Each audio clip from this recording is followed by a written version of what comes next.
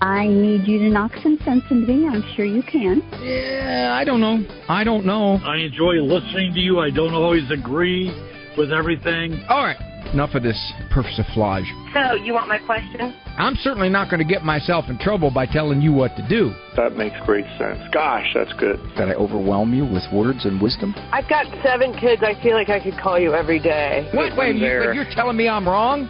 Disconnect. Yes, I am, Dr. Ray. You just need to tune in to Dr. Ray, honey. He's got all the answers. Am I right or am I right? Probably. Now, from the studios of Living Bread Radio Network in Canton, Ohio, the hometown of Mother Angelica, here's Dr. Ray. It's a major privilege to do this show. People say to me, are you going to retire? When are you ready to retire? I'm not exactly laying brick. Oh, sometimes, I'll admit, sometimes I get a little stressed here doing the program. I'll share with you this. I don't want to whine and complain, but I'll share it with you so that you people know I deal with stressors too. I was reaching for my Coke, and it was a little too far away, and I bumped it.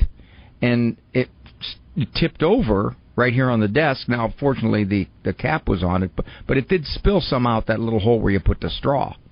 And that was right before the show, too. So, I have my work stressors. I do. But for me, I'm here because it's all about commitment. Real nice to have you with me on this particular variant of The Doctor Is In. This is E-Person Monday. Always say E-Person because, to reiterate, linguistically sensitive. I'm not going to say email because there's probably 50% of the population would think, well, then can we not write in? You can because you're female. You're allowed to do that. And, of course, I've been corrected. I've been corrected by people who said, Dr. Ray, and that's not the male they're talking about. That's a homonym. M-A-I-L is not M-A-L-E. That's true. That is true. But in our hypersensitive culture, about anything that could remotely offend my sensibilities, I don't even want to use the wrong sounding word. And you think I'm being ridiculous? You think, okay, Dr. Ray, in fact, that's carrying this satire a little too far. No, it isn't. I don't know if any of you remember this, but there was a mayor of D.C. who used a perfectly appropriate word, but it sounded too similar to a word that is absolutely not at all in any way among our vocabulary. And he got in big trouble. And the comment to him, that this sadly was the narrative, well, you should have known that word could be mistaken for the non-sayable word. So, I'm not that far off when I say E-Person. We'll get to those. We'll get to those shortly here.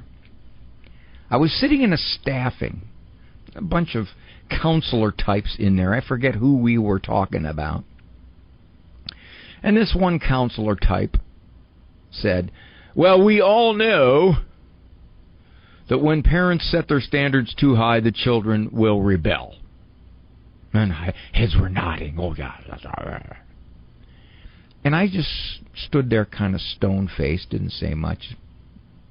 Didn't want to intrude right then because we were discussing some other aspect of the case.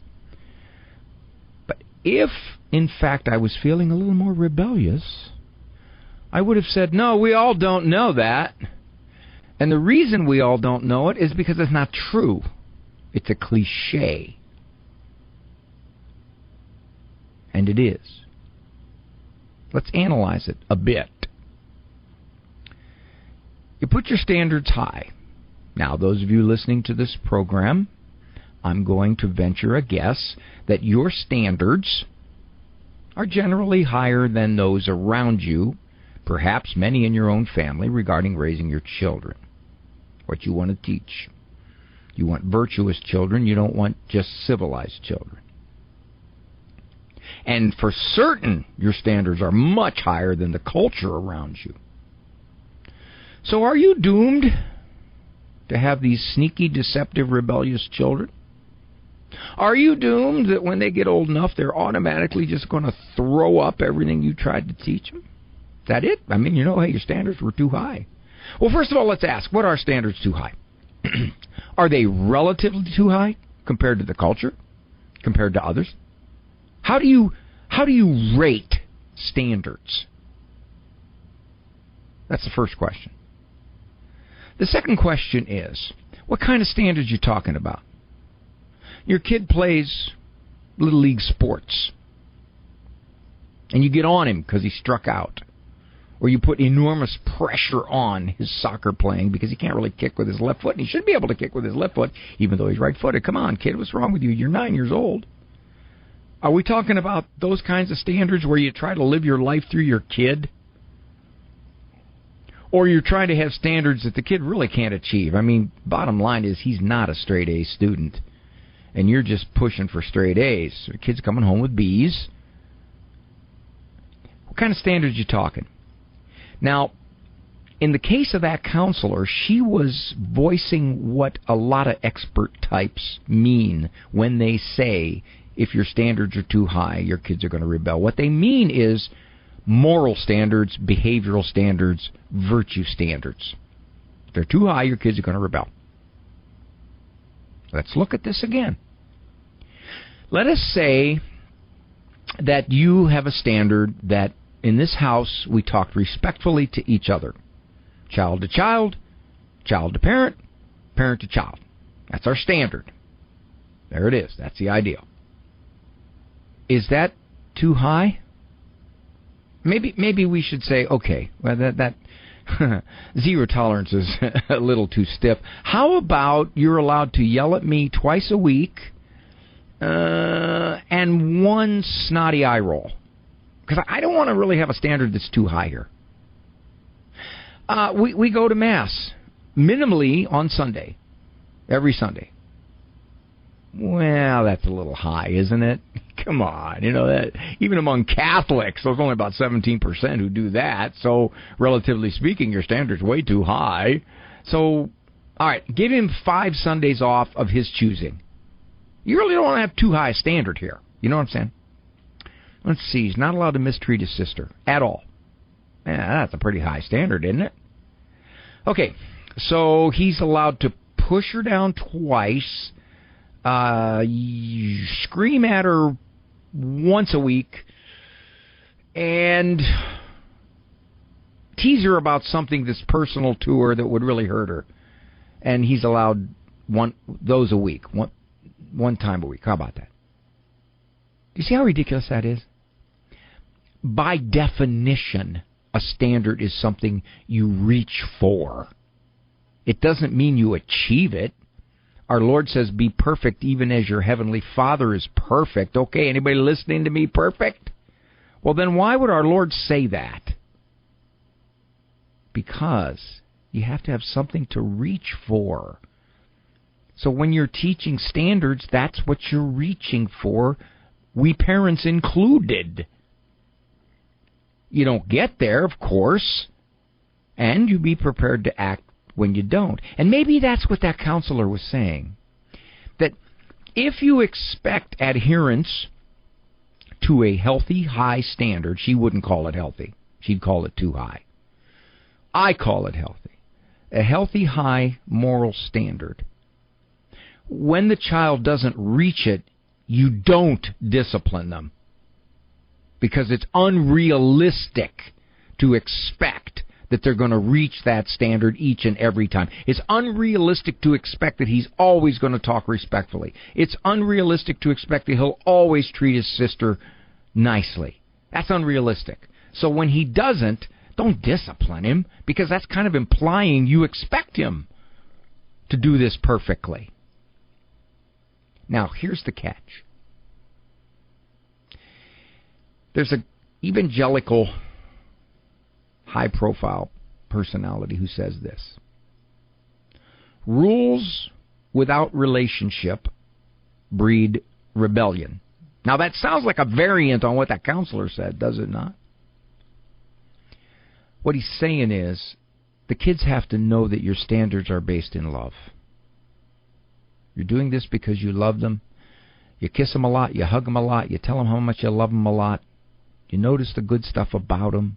You're easy with compliments. So they know that when you adhere to these high standards that you want them to have and you discipline when they're not met, it's not personal. It's not a my way or the highway, punk. No, it is, we're doing this because this is good for you. And it's good for you in the long run, too. Well, Dr. Ray, if you don't live those standards, then your kids are going to rebel. Well, if that's the case, then every one of my kids is going to rebel because I do not live perfectly the standards that I expect them to live. I fail, too. I don't do it on purpose. I do it out of weakness. Now, they could make the case, Dad, there's nobody to discipline you. And I'll say, what are you talking about? There's Mom. But in fact, at some level, they're right. So I have to somewhat rely upon myself to self-discipline. Control myself. Or at the very least, do damage control. Apologize. Resolve to do better next time. This is a psychological cliche. If your standards are too high, kids are going to rebel. My grandfather came from Italy. He was educated up into, I think, the 3rd grade. Mama was 6th grade. He was 3rd. If somebody would have told my grandfather, with all of his lack of education and lack of psychological sophistication, Angelo, you know, you expect Nicky to act right. Nicky was my dad. You expect Nicky to act right. Too much. He's going to rebel against you. My grandfather, in his broken Italian accent, would have said, What? What do you say? That ain't making no sense. He wouldn't have understood it, because he would have seen that his duty as a father was to raise his son with high standards. It isn't the high standards in a context of love that breed rebellion. It's weak standards that breed rebellion. I was wondering if I could come up with some way to close this monologue. I'm Dr. Ray. We'll return after these messages. My dad, sharp as a tack, but getting him out for a dentist trip got harder every year. When he moved to the senior residence where he lives now, Dr. Mansour's portable dental service was a godsend. Dr. Mansour comes to wherever the homebound patient may be, whether in a nursing facility or the comfort of home. All the services you'd expect in a dentist office brought straight to the patient's door. Call 586-873-5567. That's 586-873-5567 or portabledentalservices.com. The Sistine Chapel is coming to Detroit on September 4th, and we invite you to join us for the ultimate VIP experience at St. John's Resort in Plymouth. Members of the Sistine Chapel Choir, Sixtini Cantoris, are returning to Detroit together with Dr. Elizabeth Lev to present the sights and sounds of Michelangelo's masterpiece.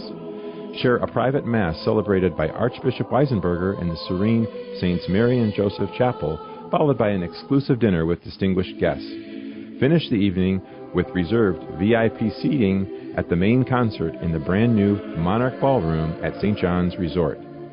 Secure your VIP experience now for the celebration of sacred tradition, artistic genius, and the eternal harmony between faith and culture. This is a once-in-a-lifetime experience you will not want to miss. Visit our website at www.ctscentral.net for sponsorship information. Do you own popular index mutual funds or ETFs? If so, you're automatically own shares of companies that conflict with your moral beliefs. Ave Maria mutual funds are managed to conform to pro-life and pro-family values. Long-term investors can invest in the no-load Ave Maria mutual funds. The experienced professional portfolio managers make decisions based on investment fundamentals and pro-life values. You can learn more about Ave Maria mutual funds today at 866-AVE-MARIA or visit AveMariaFunds.com.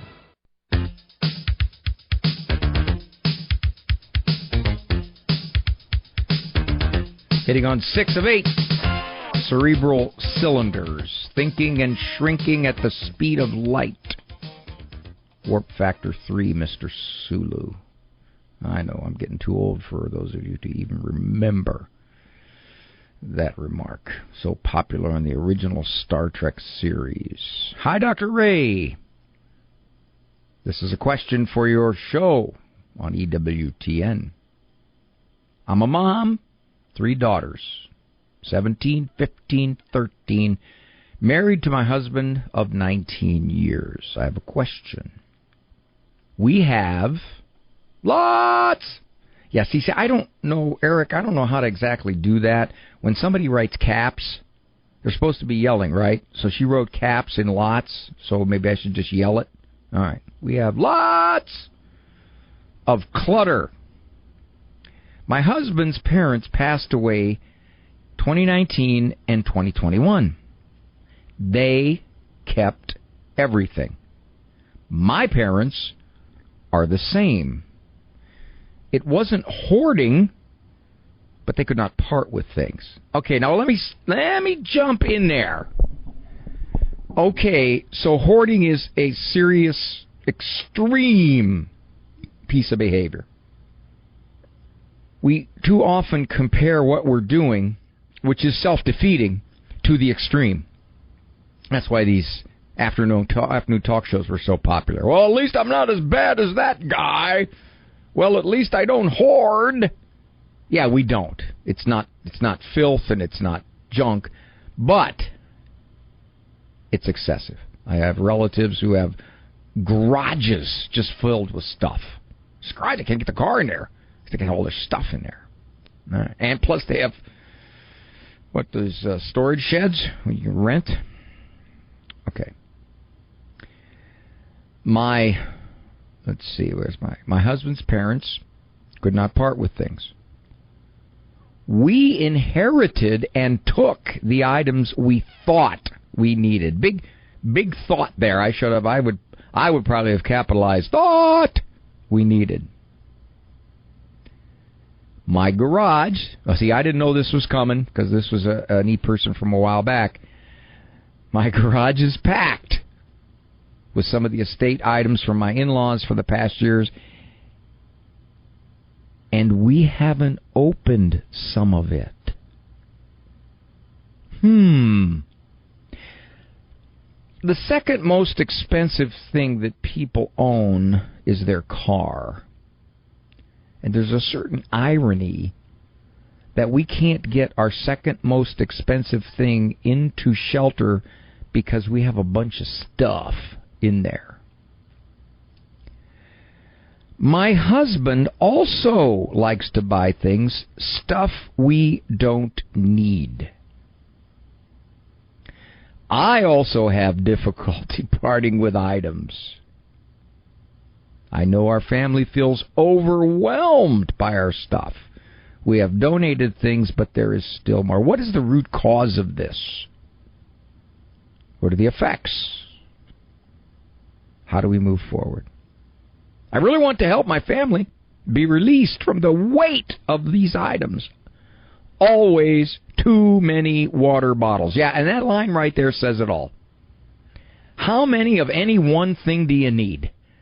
You got 12 hammers. How many hammers do you need? 14 stuffed animals. How many stuffed animals do you need?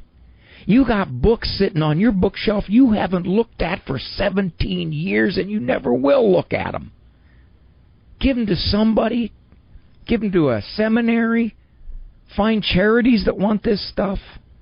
All right, she says, and she's right here, she says, I realize this is a multifaceted problem, but besides therapy, and I'm not even so sure therapy make any difference. No, it's going to come down to you're going to have to make some decisions. Is there a way out? Yeah, there is. I'll put it real simple, and then I'll elaborate. You simply get rid of it. You do not think, well, I could use this somewhere down the road, or but this was theirs from the 3rd grade. All of the justifications that you have for keeping all of this stuff, You simply do not let them rule you. You say, I am going to do this. There's nothing stopping you from doing this. The only thing stopping you is the way you're thinking about it. You said it. I have trouble parting with things. Why do you have trouble parting with things? What is it? Well, they were my parents. Yes. And so you do keep some things from your parents. The problem is you're keeping too much from your parents. Or you get a gift from someone, and you think, well, you know, really, they really wanted to give me that gift, and it was their way of expressing their kindness. Yes, all right. You're not being cruel if you say that, well, this gift I never use. I had somebody. Now, I don't follow this rule. I'm heavy anti-clutter. I don't follow this rule, but I think it's a good rule. If you haven't used it or looked at it in a year, seriously consider giving it away, getting rid of it, throwing it out. Maybe you ought to start with the things you can throw out first. There's probably a boatload of things you can throw out. Then second, you go after the duplicates. How many of any one thing do you need? I was downstairs looking at my various wrenches. I got my dad gave me a wrench set and all this kind of stuff, and I'm thinking, you know, I got a whole bunch of these things sitting in this drawer, and I looking at it, I'm going, a lot of them are all the same size. I better do something about this. Well, what's it hurting, Ray? Well, it didn't hurt anything, but in a case of clutter, and keeping in mind, prior to our culture's widespread, what's the word I'm looking for? Standard of life. If I don't want to use that word. Standard of life implies quality of life, and clutter is not quality of life. Our culture's widespread materialism stuff. We have the ability over years to accumulate. We do. In much of human history, you didn't. You couldn't accumulate. Life was existing day to day, week to week, month to month. You really couldn't afford to have 47 glasses, 19 small plates, 22 mid-sized plates, 26 full-size plates, 37 plates you use for just good company. We do this. In a way, if we buy a lot of stuff we don't need, you could say, I'm finding ways not to be charitable with my money because I'm putting it on me. So yeah, there's a whole bunch of ways to approach this, but I think the biggest one would be, I'm going to simply have to do this. And you know what will happen? You will be rewarded because you will feel good. Initially, it will be tough. This is a habit you've had for years and years and years and years and years. To break a habit, you've got to act against it. You're going to act against it, and I guarantee you, in a short period of time, you'll be so relieved you did. And what you know what else will happen? Initially, you might get rid of 3% of it. But when you experience the feeling of that 3%, you're going to want more of that feeling. Maybe you have a goal. Let's get the car into the garage. Whatever we have to do. Yeah, clutter can make you feel like your life's out of control.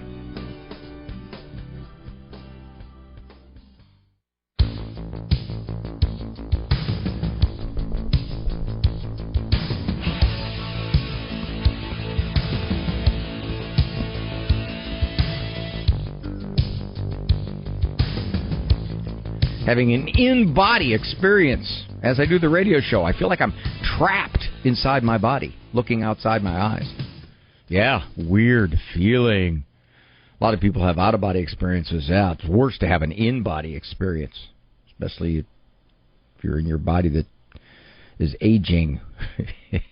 Okay, Now, my rule on this program is if you disagree with me, or even if you're hostile toward me, you go straight to the front, because I look forward to the chance to either explain myself or to elaborate, and if I can't, then I shot from the hip, and I wasn't exactly sure what I was supposed to say, so I was flailing. Well, this was an e-person that came to me, vehemently disagreed, and I should have put it to the front, but it got lost into the stack here. Well, there's no stack anymore. It's on a phone. I heard you the other day regarding an 80-year-old mother who did not want to associate with her now gay, sinning son during family get-togethers. Yeah, this was a call, if I remember correctly, from a daughter who said her mother just could not accept her son's active gay lifestyle, and she just did not want to have anything to do with him. That was a request. Okay. You advised the sister, that's the one who called, to... Okay. Now, this is interesting because the language used makes it very clear that this individual probably has a personal perspective on this. You advised the sister to rotate appearances. Apparently, I don't remember the details, but I think what was happening was that the mother said, no way, it's not happening, he's not coming to my house, we're not having any kind of family get-together at our house, I don't want him here. I forget. But I said, okay, well then what about some of the others? And then I said, or possibly asking him if he is willing to leave his partner during the family gatherings at home or wherever the partner is, so that his 80-some-year-old mother wouldn't be this upset and angry. And here's how he put it.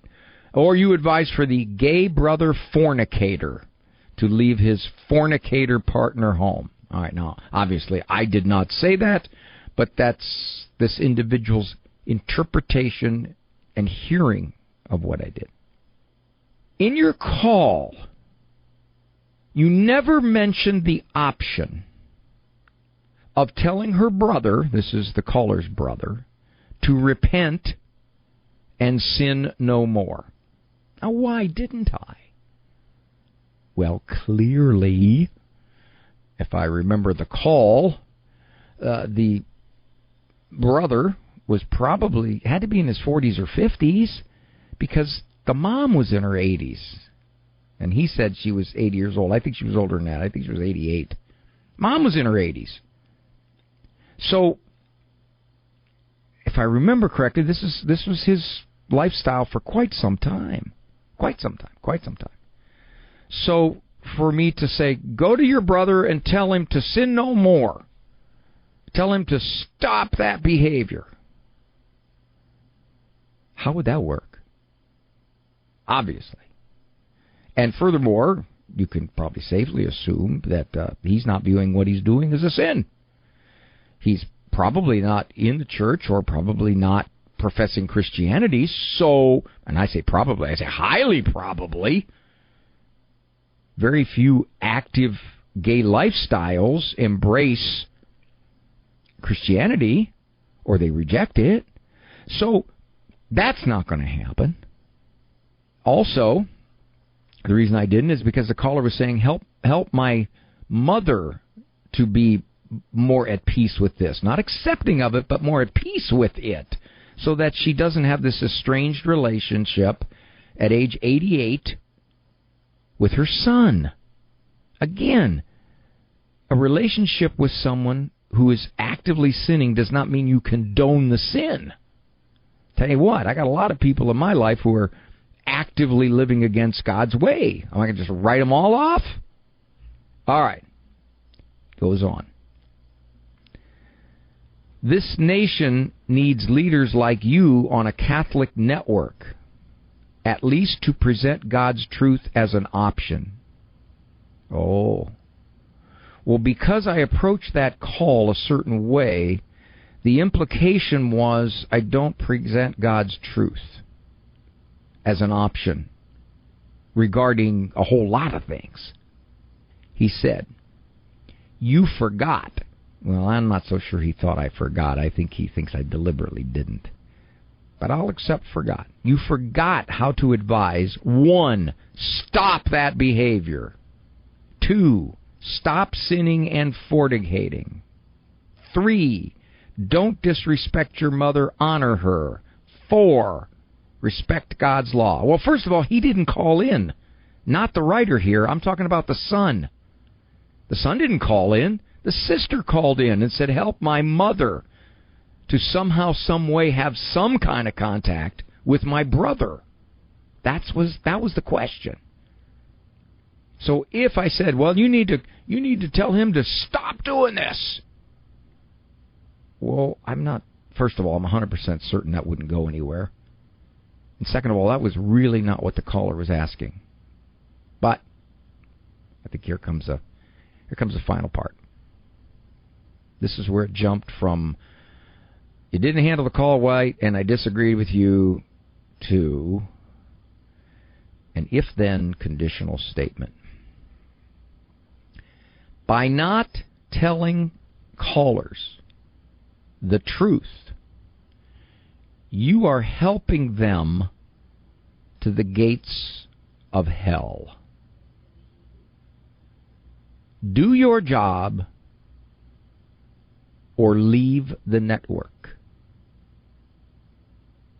Now, many of you know that I've talked often about how you can't stop what someone's going to think about you, what someone's going to say about you, how someone's going to interpret you. You can't stop it. It's not possible.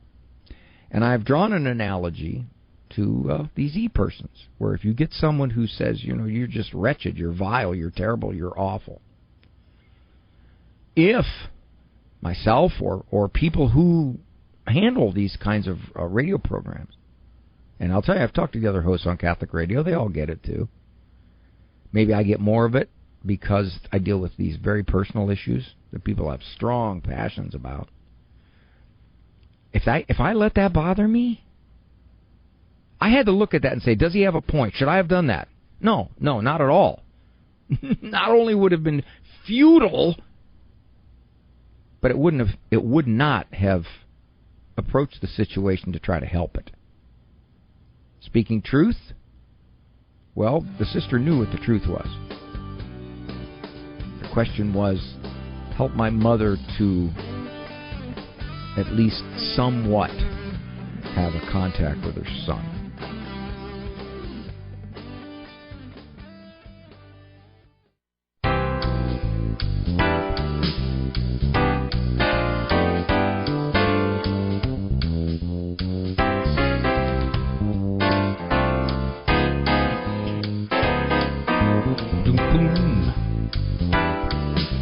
Dr. Ray Guarendi, thanks for joining me here. The Doctor's in Monday through Friday, 1 o'clock Eastern Time, co-production of the EWTN Global Catholic Radio Network and Ave Maria Radio in Ann Arbor, the Ave Maria Radio Network. This is E-Person Monday. Dr. Ray, I was curious. I am curious. As to your feelings, okay, well, I'll say thinking, on the diagnosis of fearful avoidant or dismissive avoidant. Now, one of the problems you run into whenever you have these descriptions of personality styles or personality disorders is that, first of all, personality traits are tough to pin down. They're broad-based, they're open to interpretation, and they're highly dependent upon the context that the behavior occurs. That's one. 2, they're summary labels. They're not causes. You can't say the cause for fearful avoidant is this. No, I'm saying someone is quote unquote fearful avoidant because this is how they're acting. This is their attitude. This is their way. Now, how they got to be that way varies wildly from person to person. Now, fearful avoidant means, okay, this is you might draw a parallel to anxiety. If I'm afraid of a situation, a person, place, thing, rock, paper, scissors, I'm going to avoid it. Dismissive avoidant means I don't want anything to do with you. You don't mean anything to me. Okay. Unfortunately, a lot of parents listening to this program have been dismissed and avoided by their adult children. I recently came across a meme from a doctor, and I won't say the name.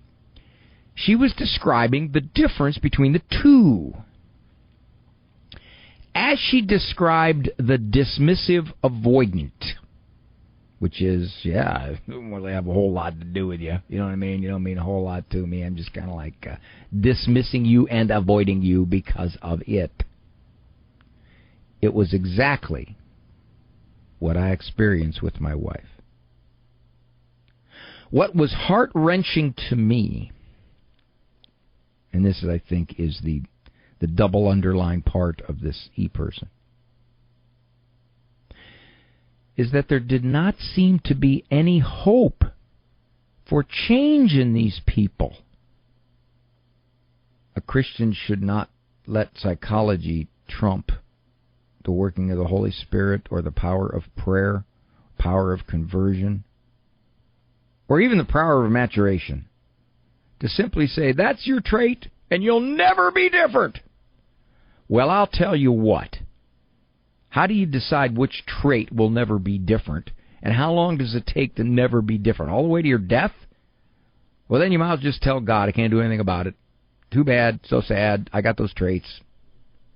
Or if the person's not a Christian, and they don't want to rely on God's grace, or they don't want to look at themselves and say, what do I need to do to be a better follower of Christ?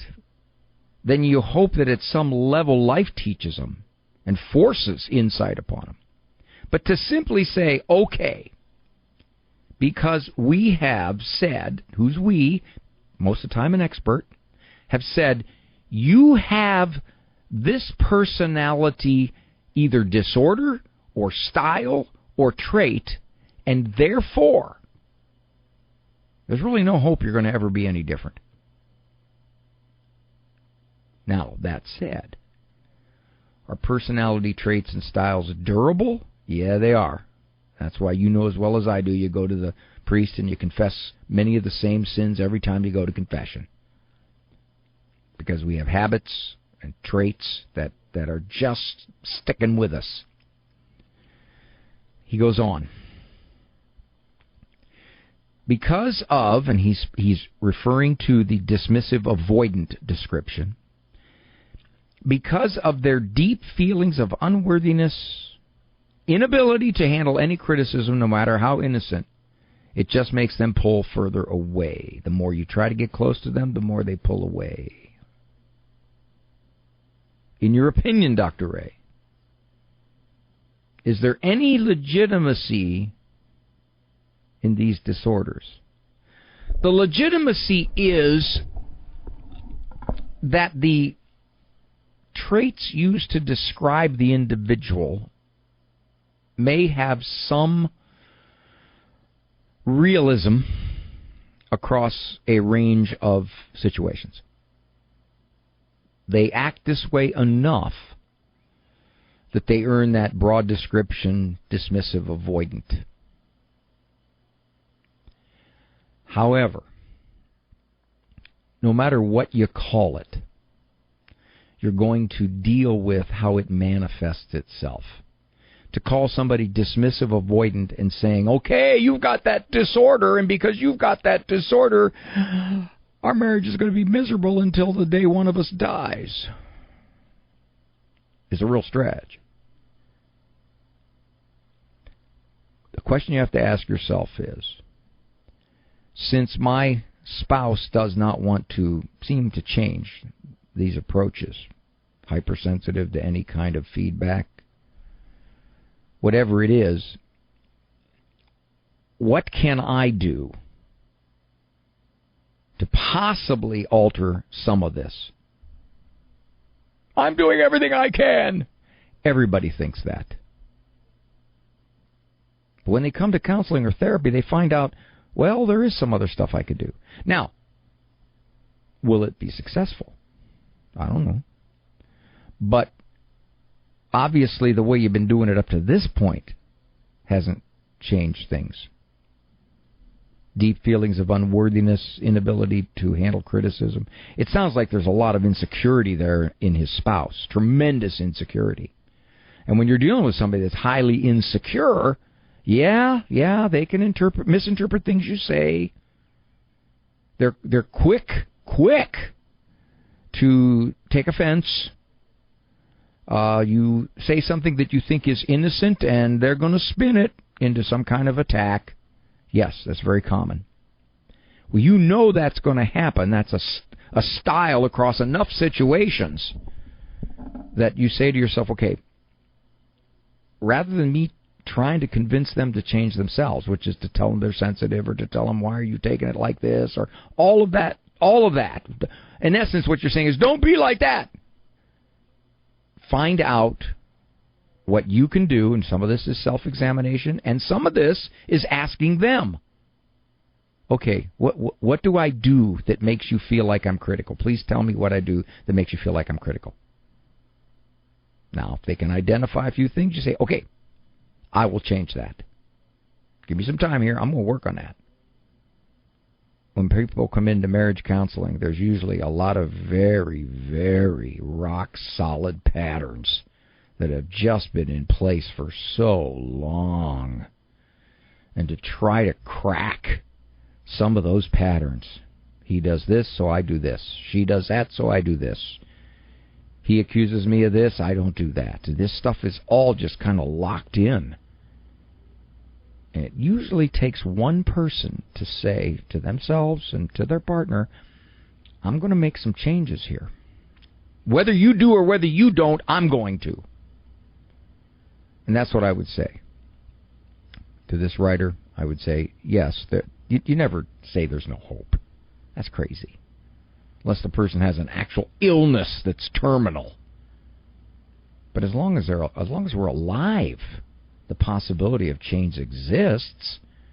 Now, if someone doesn't want to change, that's a different ballgame, but that doesn't mean you can't change. Or you can't allow what they're doing to distress you as much as you have. That's a big one, too. That's a major theme to my most recent book, How to Get Along with Almost Everybody. One of the themes running through that book is, if someone's going to be a certain way, you got a decision to make here. How much you going to let it get to you, and how are you letting it get to you?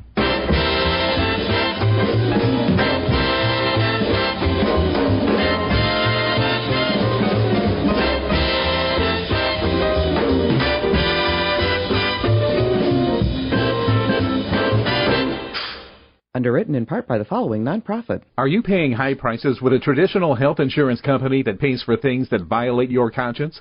There's an alternative available. Solidarity HealthShare is a community of faithful individuals and families that never share into immoral medical services, all while saving you money with prices starting as low as $85 per month for singles and $512 for families. Never fund another abortion with your healthcare dollars. Call 844-313-4999 to learn more. Hi, everybody. Dr. Ray Grandy, host of The Doctor Is In, Ave Maria Radio for 20 years. I've been with them. And during that time, I've watched them spread our precious faith to anyone, anywhere. Well, also in that time, their equipment, the equipment that they had as cutting edge, no longer is cutting edge. It's kind of like an iPhone 5. We need your help. We absolutely need your help. Visit AveMariaRadio.net. You're not just donating, you're broadcasting hope. Hello, Steve Ray here from Footprints of God Pilgrimages. The land of our Lord and our Lady is calling us. We're heading back to the Holy Land over Christmas break this year. We have the best, most reliable guides and services awaiting us. The holy sites are open, and the local Christians are anxious to see us. Galilee, Jerusalem, Nazareth, Bethlehem. No crowds, no lines. Hope you can join us. Find the Ave Maria Radio travel tab at AveMariaRadio.net. This program brought to you in part by Ave Maria, Florida, a big kind of small town where golf carts take you everywhere and there's always something fun around the corner. Discover championship golf, resort-style amenities, and a town center full of shopping and dining. With Ave Maria University and Ave Maria Catholic Church at its heart, it's a community full of connection and charm. More than 25 model homes are available for viewing. More information can be found at AveMaria.com. That's AveMaria.com.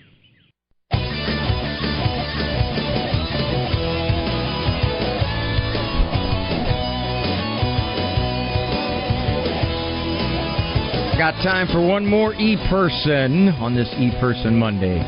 Hi, Dr. Ray. So you know that 83.6257% of the time, my rough estimate, it is a female or a fee person.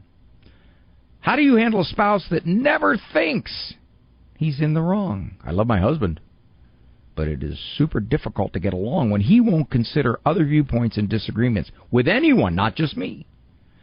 I mean, if the sky's blue and he believes it's green, he won't budge. I know I can't change him. I can only change myself and how I react. What should I do? Okay, change yourself and how you react, but I'll get to that. This affects our teens as well. I don't want to argue in front of them. I don't want to undermine my husband, but sometimes he's just wrong. Okay, I don't know your husband, but I will say this generally. People who adamantly cannot admit to any wrong perspective on anything generally are not feeling superior to others. It's coming from a sense of self-doubt, self-questioning, some sense of insecurity. That's the first part. If I can't admit that I could be wrong in some way, in the way I look at things, my opinion, whatever it might be, then the question becomes, why can't I do that? Now, how does that help you? Well, at least if you view it as he's disagreeing out of a sense of maybe fragile ego, you won't get quite as upset. You won't feel like he's always right and I'm always wrong and that's just a major league put down. Well, maybe it's not a put down. Maybe he's putting down himself because he can't admit it. I don't know. But thought. Secondly, I don't want to argue in front of the teens. Don't argue. If it is something that is not, what's the word I'm looking for, fundamental to the way you're running your family, critical, okay, then you let it go. If it's his opinion about something, or if he's talking about a certain car, just whatever it might be, you don't challenge it. You just don't, because you've got teens, which tells me you've probably been married 20 years. Okay, so if this has been the way he's been for 20 years and you've argued with him about it, where's it gotten you? That's it. Don't accuse him of being wrong. Don't say things like, why do you always have to be right? You think you're right about everything. You're not right about everything. You start doing stuff like that, and he'll just dig in his heels further. Don't tell him he's wrong. Say, well, this is how I look at it. So this way you can allow him to have his opinion, but you can still give yours. And for most things, you probably don't have a right or wrong, I hope. Now, if it is moral issues of raising the children, like he wants them to watch something particularly vile, and you don't, you might have to figure out how to stand your ground. Say, look, I can't permit this. If you're going to permit it, you're going over and above me. And I'll have to adjust to this in my emotions because I just feel betrayed that you will allow this to our kids. If it's stuff that you don't agree with, like, okay, they're playing too much sports, and you'd rather have it that they not play that much. Oh, but he's just all into that. All right, so if you fight him, where's it going to get you? And if you say to yourself, it's going to ruin my kids, much of it is probably not going to ruin your kids. It may make family life not as good as you'd like it to be. Probably not going to ruin your kids. So I think really the best little tidbit I could give you is don't necessarily imply in most of these things, if you can, that he's wrong. Say, well, okay, I respect the way you see it. Here's how I see it. You're in essence saying, there's two different perspectives on this. See how that helps. I'm Dr. Ray. I appreciate so very much you keeping me company, and I thank Andrew Kruchek. I've got Andrew Kruchek. See that, Eric? I didn't even realize you were filling in today. Thank Eric Dumont, who is filling in for Andrew Kruchek today. Just about 30 seconds left, so I can't really do too much more. But I just want to thank you always for listening. It's a great privilege to have a chance to talk with you. And then tomorrow, good Lord permitting, I'll get to listen to you when you call in. I'm Dr. Ray, Monday through Friday, 1 o'clock Eastern Time. Thanks for joining me. Walk with God. He's never wrong.